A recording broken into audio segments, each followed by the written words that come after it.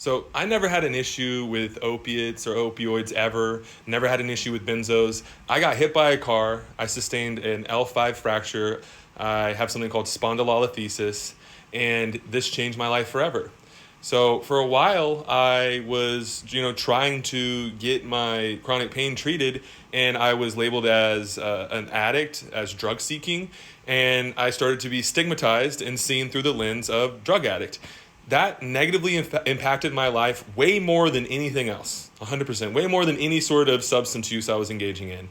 And when I got to the point that I was at risk, in my life because of the combination of things I was taking, because I was struggling with access and that was creating a lot of chaos, at that point, I got coerced into treatment, and I was taught that I have a lifelong disease, it's chronic and progressive, and that I will never be healed, and that I'm gonna have to spend the rest of my life in church basements. Okay?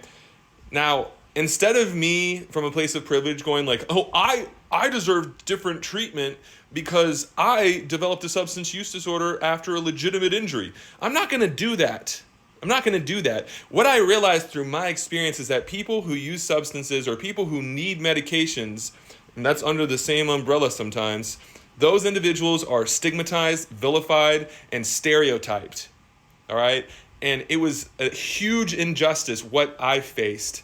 I can't even imagine the injustice that people have faced when they are already in other marginalized communities. Because best believe the war on substances is primarily hurting black and brown people, and they are being disproportionately criminalized and imprisoned for the possession and consumption of substances.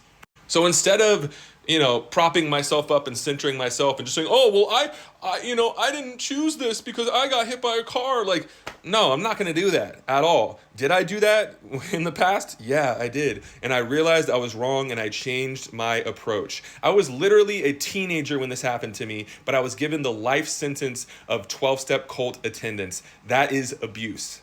Now, people will hear this and go, oh, well, then you were never an addict. You're starting to get close, because no one is an addict. There are human beings with substance use disorder that are being harmed and marginalized. That's what's going on.